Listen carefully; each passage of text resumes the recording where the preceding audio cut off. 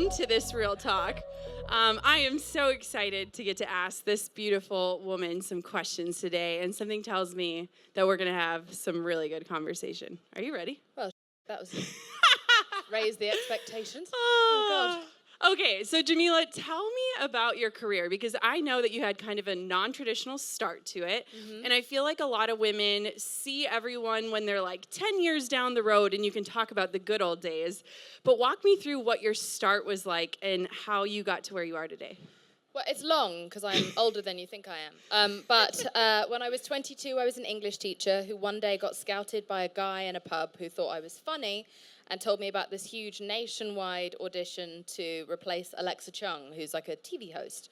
So I went to that audition thinking I'd maybe get free sandwiches, which I did, and they were fantastic. And I would see someone famous and be able to talk about that for a month. But for some reason, I got the job on that show. So overnight, I went from being an English teacher to a TV host on one of the biggest shows in England's history, and I was terrified, and I had no idea what I was doing. And basically the only advice I was given is when the red light is on, because we were live, don't say the C word. I don't need to tell you what that word is, but it's a very bad word, and then it was the only word in my head for the whole of my career. And then So that went on for about 3 years, and I just had to ignore the imposter syndrome that I had in my head, which I think we all suffer from, especially us girls. And I just kept going through. Eventually, I transitioned into radio because I was sick of being told that I only had a career because of my looks. So I left television entirely because I felt so bullied in my own country. And I went onto radio to prove that I could make it as a broadcaster where you can't still see me. And people still said I only got that job because of my looks. And you can't see me. So that was frustrating. And after about 3 years of doing that, I was still not satisfied intellectually. I was still just restless. I still felt like I could do more, I could be more. I was told all the time that I wasn't funny and I wasn't smart. I was just there to be seen. I used to get told this by whole rooms of male writers. So finally, one day, I just got up and booked a one-way ticket to Los Angeles with no visa, no friends here, no idea what the fuck I was going to do. And I was told at 28, almost 29, that I was too old, too fat, and too ethnic to try and make it in America. And so I went anyway, and here I am.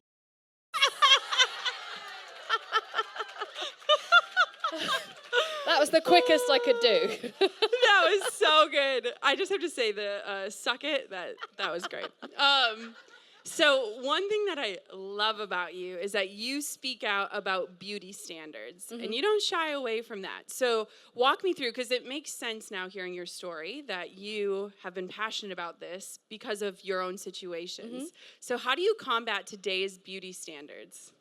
I just don't accept them. Like, in the fact that I was anorexic from the age of 13. Really, I had an anorexic mentality until I was 29, but I was fully anorexic from 13 to 17. I didn't eat a meal in that whole time. I stopped menstruating. I've damaged my fertility probably for life. I've damaged my thyroid for life. I've damaged my digestive system for life. I drank all the diarrhea teas that they had. I took all of the supplements. I will never, ever, ever recover because of what I did to my body. And so I'm determined to use the platform that I have to stop other people from destroying themselves for no reason. Nobody needs you to be that thin. It's all about oppressing women, making sure that we don't dare take up any space in the world. And it's about making us have a reason to think we need to buy stuff that we don't need to buy. We need to be using this, and they're afraid that if we use this, on top of how strong we are, on top of our pain tolerance, on top of how capable we are, and how fabulous we are, that we will overtake men. So kind of a male-dominated society gives us something to worry about so that our eye is taken off the ball.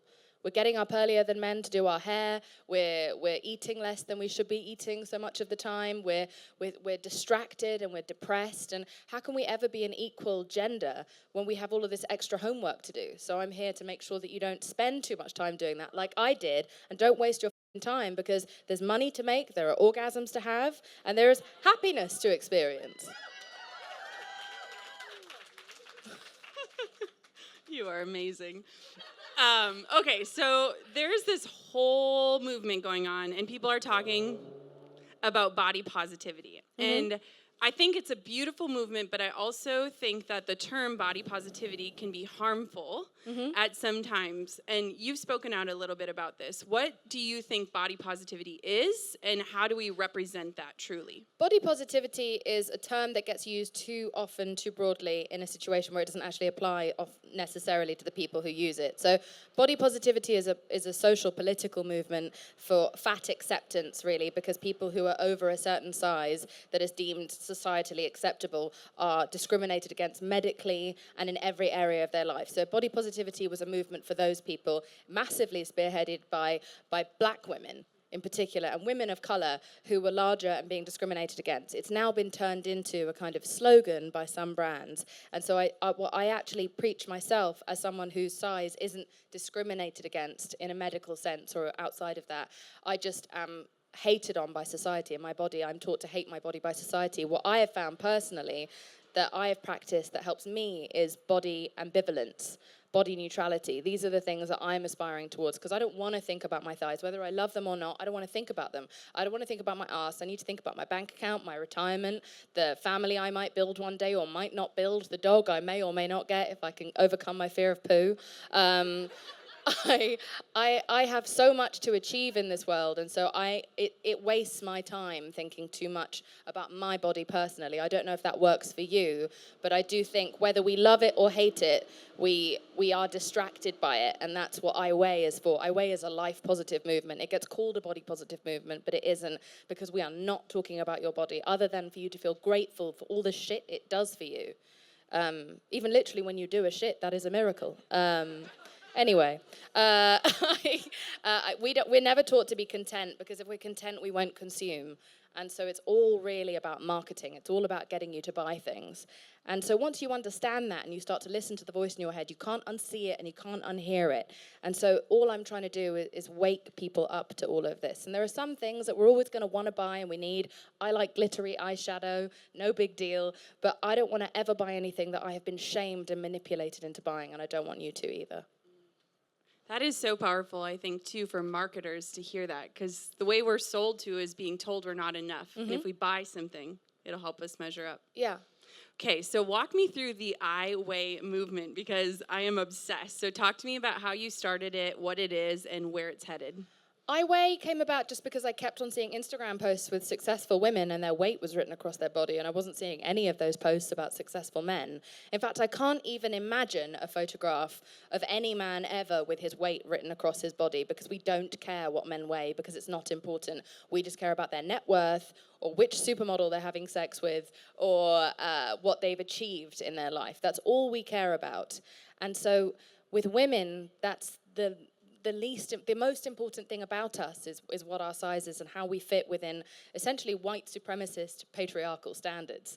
And it's just not okay, it's not acceptable, and I wanted to just say, it was just a moment of minor revolution from my bed, in which I was like, I weigh my financial independence, my activism, my relationship, my friendships, the struggles that I've overcome, the fact that I was deaf as a child, the fact that I've had cancer at 30, like all of the things that have happened to me. I weigh all those things. I didn't expect anyone to even comment on it. Maybe I thought people would just tell me to shut up. But instead, tens of thousands of women at first started responding with theirs. And then I started an Instagram page for it. And now we're about to hit 750,000 on Instagram, completely organically. It's a community of people. It's not mine, it's ours. And we don't have a social media team. It's just me and my friend Megan. It just shows that everyone is really pissed off. You're all tired. I mean, we're all tired, right? Are you tired? Yeah, it's annoying. And so I'm here to just run all of the bad people out of town. Okay, so speaking of that, you have a really direct approach to combating this messaging, this marketing, and what's going on. Walk me through this, because I feel like we all need a little Jameela in us. I just didn't know that we control the market. The market doesn't control us. We've been so hazed and manipulated that we think that the market controls us. I didn't realize that I could say no. I didn't know that I could ask for more. I didn't know that I could ask guys how much money they earn. Why did I think that was a rude thing to do? Why did we learn that it's rude to ask other people how much money they earn? It shouldn't be rude. It should be a completely acceptable question. The reason they've made it rude is so that we don't find out how much other people who are different, maybe perhaps higher up in a privilege ladder, or who are men, are earning more than us for the same work that we do. So I've just stopped caring. I've decided to just ask for whatever I want. And the more I ask, the more I get. I was allowed to ask all along. I just was told that I wasn't. And that there was stuff that I could have all along, and power that I could have, and money that I could have. But I was taught to not even ask for it, to not even think I was worthy of it. And therefore I didn't get it. You have to ask, and you have to start being aggressive, and you have to first and foremost back yourself, because no one else is going to back you. So you have to not be afraid of seeming confident, not be afraid of seeming powerful. I'm intimidating, and I like that about myself. I used to not want people to think that. I used to self-deprecate and try and lower myself and shrink myself. But now I like being a bit scary and a bit powerful. I enjoy that about myself, and men enjoy that, and we should enjoy that too. So just get a little bit scary. Be more honest. So you recently said you don't exactly know what's next in your career or where you want to go. What kind of advice would you have for somebody who's listening today and they're not sure which direction they want to head into? I've always found, for me, having a complete plan holds me back. I think sometimes we're too encouraged to have a set, like, 5-year goal or something like that. I think sometimes with my career, it's always been something that comes in via my periphery that turned out to be the best thing I've ever done. So don't control yourself too much, and don't set yourself up to for too many falls. Don't think, well, I've got to achieve this by next year or else I'm not making it. You are making it. As long as you're at whatever speed, moving in an incline, you're doing the right thing, and be open to trying things that you didn't plan on or that you don't know that you're definitely good at, because you will surprise yourself. We are so much smarter and more skilled than anyone has ever allowed us to know that we are. And so I just hope that you take risks, because all of the risks that I've taken have been the biggest payoffs in my career. Okay, so let's talk about your career in Hollywood, because you kind of jumped on this scene the year before Me Too and Time's Up happened. Have you seen any shift at all in Hollywood? Has that impacted anything in terms of your experience? Yeah, I mean, no one asked me for a second follow-up meeting at 9 p.m. over dinner, which is cool. And people don't hug me for as long. And people have stopped commenting on my to me all the time, so that's nice. But I don't think the work is done. I do think that we're still in danger of Me Too and Time's Up being left as just a fashion statement, by celebrities, and it's affecting so many more people than just people in Hollywood. So we need to make sure that we aggressively keep this conversation going and keep encouraging each other to speak out and keep telling our stories and keep fighting back. So I think there's been tremendous progress, and I'm really lucky that I got here now. Also, I've been quite lucky in this industry that I haven't been very harassed, because I'm sort of a known tattletale. I'm a whistleblower. I tell on people. So therefore, it's kept me kind of safe. But I do think there's more work to be done. So when you say there's more work to be done, what kind of vision do you have? Like, what would your dream be for Hollywood to become in the next 5, 10 years? What would that look like for women? So much more diverse. I would love to see more. I mean, we are better than we were before, but it's still so tokenizing and otherizing. There's so little disability in Hollywood in a way that I just find so mortifying and infuriating. We're not representing so many of the people in the world, and when we do represent them, there's just one, and then they're tokenized, and their story is stereotyped, and the whole central theme of their entire character is just their condition that they have, or their race that they are, or their sexuality. So we need to start making people just people. And even though it's just Hollywood and we're just telling stories, it's actually really important. I was watching Homecoming, the Beyonce documentary, the other day, and there was a quote in it from someone who I can't remember, and I'm embarrassed by that, but it said, "If you can't see it, you can't be it." And that's a very important message about the impact that Hollywood and media has on young people, which is that without representation, you aren't as easily able to accept yourself and celebrate yourself. I never got to grow up seeing a South Asian person play the hero or the love interest or the superhero or the person who was cool or well paid. It was always just like the corner shopkeeper who speaks too loud, or the person who nobody was attracted to, who always said things in a very thick, stereotypical, embarrassing accent. that was not even the way that most people I know speak. Or there were white people browning up as my people and then making fun of our culture. And so to be that change myself has made me feel incredibly proud. I'm also just about to start as the first ever all-Indian Disney cartoon where all the characters are Indian and it's all set in India and all the music and dancing is Indian. Representation really matters. It made me hate my culture and hate the color of my skin and hate my nose and my body that looks like an Indian woman's body, because I never saw anyone like that being celebrated. And so now it's taken me until 30 to love and respect my culture, and I never want anyone to go through that again from any walk of life.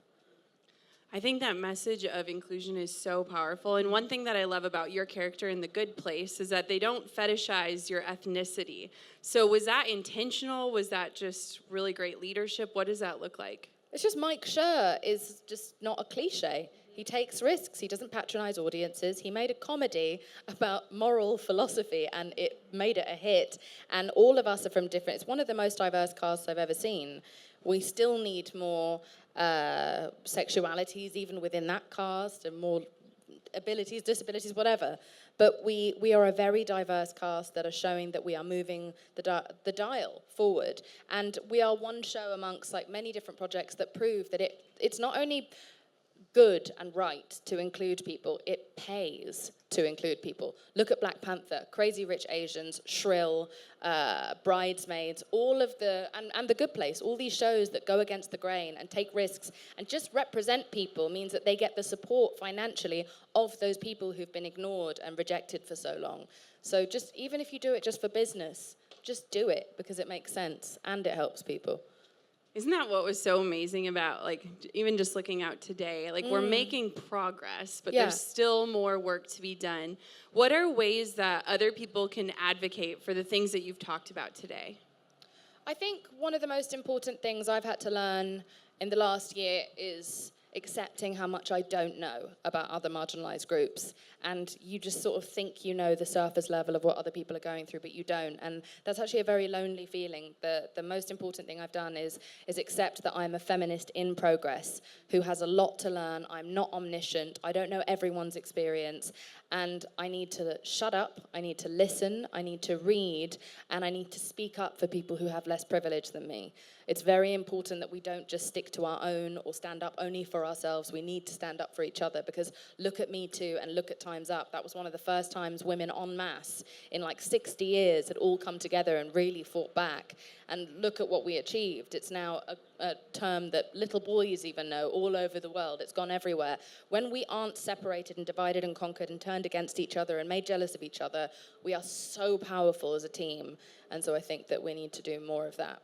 I still have a lot to learn. I'm not perfect at this, but I'm very open to learning from my mistakes and allowing other people to use my mistakes as a teaching tool. You've done an amazing job at supporting other women and standing up for them. Who are some women that have stood up for you or kind of paved the way for you in your career? I didn't really have a lot of that in my career, if I'm really honest, which is really sad. I had a lot of trouble from women in my career, but I think that's because of a patriarchal system that taught us that there's only room for one, which is a really dangerous thought, the way that we feel threatened by each other when one of us walks in a room looking fantastic. There's like a spiky feeling of discomfort that we can't acknowledge. So up until now, I haven't really felt much solidarity until the last couple of years, post Me Too and Time's Up, and even being part of the Aerie family with the girls. They're so wonderful and loving and kind and open, and they celebrate each other. And being on that shoot that day was the best photo shoot I've ever been on, because everyone was just so happy to be there with one another, and we were dancing and no one was comparing themselves to each other. It just felt really free, and I think that is the future, hopefully, of the fashion industry and the future of how women treat each other, that we should celebrate our differences and celebrate each other. And, you know, we should make space and not take space, is something that I say a lot. There is room for more than one of us. So walk me through the whole not retouching. I've been on set for Aerie, and they do an amazing job of just making you feel like yourself. Mm-hmm. Walk me through what that shoot felt like, and knowing, of course, you don't allow airbrushing. So how was that? Well, they made me dance, which was very embarrassing, and I still haven't forgiven them. But other than that, Iskra in particular was very helpful at trying to get me going. I've just seen her at the back. We saw you didn't dance when I danced out on Iskra stage. was basically teaching me how to dance on set, which was very embarrassing for me. But it was a wonderful day. It was so nice to see that everything that I saw on the monitor was going to be what I would see in the stores, whereas most of the time in my career, whatever I've seen on the monitor, I then see the magazine come out and my nose has been changed and my skin color is lighter and I look thinner and basically like a different person. And that just hurts my feelings. The editor pretends that they're doing it for you as a kind of as helping you out, or it's to take it as a compliment, but it's the biggest insult when someone else retouches your appearance, because that's your appearance. That's what you look like every day when you're out in the street, and you're being told explicitly that that isn't good enough. And so I'm just done. I refuse to let anyone shoot me unless I can be seen as myself, because it damages my mental health. It's not just about my social responsibility to be transparent for everyone who looks at me. It's about me. When you face-tune your photographs, you're setting yourselves up for a fall, because you then have to look in the mirror, and no one can compete in the mirror with this digitalized image that basically looks like ex machina. It doesn't work out for any of you. It's only there really so that you will end up going to get cosmetic surgery to look like the image that you've created on Facetune. Surgeons have come out in droves recently and said the number one request they get is for people to make them look like their Facetuned photograph. I genuinely think maybe, tin hat, I think that surgeons maybe are the biggest investors in Facetune because it promotes their business. And so I feel very dubious of that. I think it's a really, really deadly thing for us to have. And it really affected me as a teenager. And so many people just don't know what they're seeing is fake. It's very, very, very damaging for our mental health as a culture and for your mental health as the individual who is seeing a retouched image of yourself. You are okay as you are. No one wants you to know that. I'm here to tell you that. Thank God for that. I'm really worried I'll just be found dead one day and they'll have detox teas planted all over my house. And I'll have just been murdered by one of those companies. Okay, well, let's touch on that for a second, because seeing you be outspoken like this, I think is just really encouraging. And we all have our voices and we all have the messages we want to share. But I also think that there is that piece of fear of like the ramifications, whether it's career, family, or relational. Like, what do you have to say about that? I think if someone isn't willing to accept your truth, then that isn't the right person for you to be around. Whether that's working, relationship, family, anything. I am now willing to cut anyone out of my life who doesn't accept who I am and how I feel. And so I now make a point of telling everyone how I feel so I can sort out who is the right and wrong person to be around me, because I don't want any toxicity anywhere near me anymore. I've been through enough. And so I think, what was the question? It's very hot. The ramifications of being bold like this. Yeah, I think you also just have to not be afraid of not being liked for a minute, because sometimes it is jarring for people to hear the truth from you. You have to say it. If it's something that's true, you have to say it. You can say it kindly and graciously, which I don't always do on Twitter. I did tell Kim Kardashian to f*** off, and I regret that. I should have worded it more carefully, but I don't regret what else I said. It's okay to sometimes be a bit difficult. It's okay to be opinionated. In fact, it's really, really, really important. And if I hope I've achieved anything in the last 2 years, it is, I've made it really embarrassing to sell diarrhea teas. I think that my video where I'm on the toilet has really achieved that. But B, I've proven that you can not just like keep going, you can excel when you have an opinion. I would love to be a role model for someone who says whatever the I feel like on social media and fights back and calls out people who are more powerful than me and still makes it onto the cover of magazines. It's actually weirdly furthered my career without my intending it to. So let that be an example to you that actually it can really genuinely empower you, embolden you, inspire other people, and bring more power and success into your life. So please don't be afraid and see that I haven't been shut out and thrown away and like hidden away and had my job taken away from me. I'm doing better than ever, and the more I speak out and the more I fight back, the better I feel and the better I do. And so I hope that you do the same in any small ways that you can. I want to know personally, like, how do you handle the criticism? Well, sometimes they're right. Sometimes people are right. Often people are right. And I've just, had a sort of an ignorant moment. So I'm really grateful when people call me out. And then when people just don't like me or they think that I'm too attractive to speak out about the same issues, that when someone doesn't fit within society's confines of what is deemed attractive, we tell them that they're bitter and they're a failure and that's why they're speaking out against it. So then when someone slim and privileged speaks out, they're like, well, you're too slim and privileged to speak out about it. Therefore, no one ever gets to speak out about it. It's a perfect way of controlling all of us. What was the question? How do you handle the criticism? It's like being a goldfish. And so I've also accepted that it's not really my business how anyone else feels about me. It's not up to me to please everyone around me. I just have to make sure that I know that I'm doing the right thing. When someone criticizes me and I know that they're right, I check myself, I go away, I come back and I do better. But when it's just for the sake of it and someone's just being negative, then that's really their. There's loads of people that I don't like and that I find annoying, and it doesn't impact their life negatively when I do. So why should it impact my life when other people don't like me? This isn't a popularity contest to me. This is activism, and this is making a point, and this is trying to make change so that if I do decide to bring children into this world, that it will be a safer space than I came up in. Because I was so mentally ill for 20 years of my life. That was a fly. I wasn't...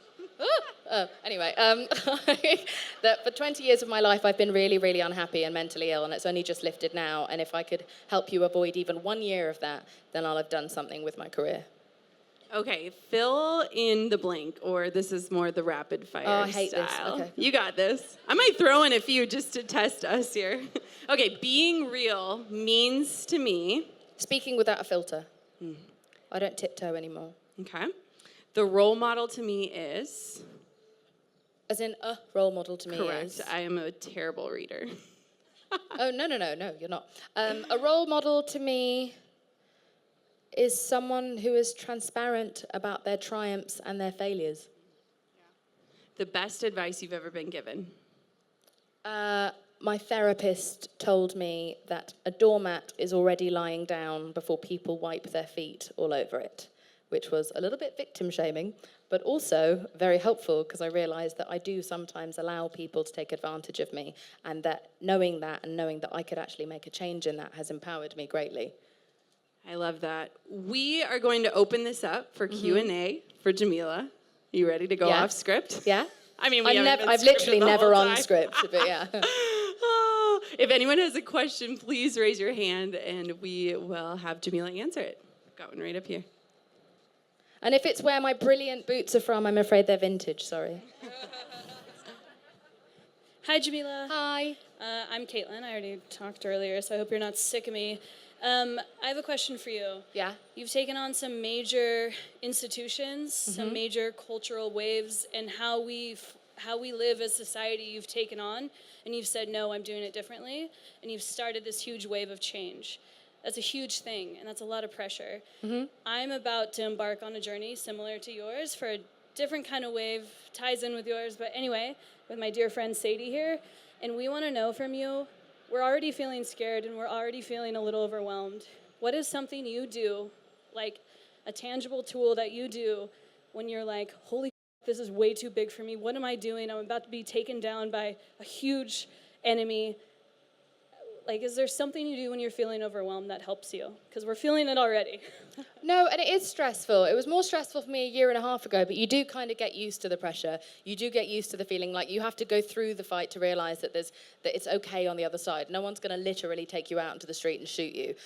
Therapy is very important. I recommend that for all activists. It's insane that we don't talk about that more often. If you are someone who's putting yourself out there for other people, you need extra care, more care than anyone else, because you're taking in a lot of information all of the time, and people are projecting a lot of their onto you when they're not even mad about what you're really doing. So please get therapy if you can afford it and access it. That is the number one. Well, I'm turning my way into a company at the moment, and I'm trying to build a kind of safe space umbrella for activists, and one of the first things I want to try and raise money for within that company is therapy for my activists, because it's so incredibly important. So do that. Make sure you have someone to vent at. That's great advice. Hi. We have one there's more a lady question. over there. Were you putting your hand up? Yes? Yes. Hi. We'll get you a mic. That's a lovely outfit. But also you look very much. smart and powerful. Thank you. Good. Thank you. Hi, my name is Mimi. Thank you for Hi. everything that you've shared. Like, I need to process everything, but I appreciate it. And you mentioned therapy. I'm from a small West African Muslim community, and we have a lot of trauma being women. And like, I've started sharing on my platform, like dealing with our parents, the pressure to be married, all of these things. And I didn't anticipate so many women coming to me with their stories, and I'm not sure how to even carry that or deal with it. I did get a therapist. She wasn't really fitting my needs. I don't really know, how do you pick a therapist? Everyone says get a therapist, but what does a good therapist look like? How do you figure that out? I feel like I'm dating them. I like a particular type of therapy. The one that I found the quickest and the easiest and the most effective for me was called EMDR therapy. You know, don't you? Yeah, eye movement desensitization and reprocessing. It's quick. It removes your trauma. It gets rid of the problem, not just the symptoms of the problem. A lot of therapy gets rid of just the symptoms or helps you learn how to cope with the symptoms. Fuck the symptoms. Get rid of them. Get rid of the cause of the problem. And so EMDR therapy is what you should have. And also when it comes to other people sharing their problems with you, legally, it's not a great idea for you to get too involved with everyone because you will be liable if anything goes wrong. I've had to step back in that area. But also, it's too much for one person to take. So what we do at iWay, because it's just me and my friend Megan running it, is that, Jesus Christ, it's so fucking loud here. Is that we make sure that we have gone out and researched different places that can help people in lots of different cities so that we can direct people where we're kind of building a directory of other people who already do this, who already have a system set up. So make sure that you just do that research and then you have it on hand to be able to give to people who are coming to you in a moment of need. All right. No worries. Amazing. I think we are out of time, but I just wanted to say, can we get a round of applause for this firecracker?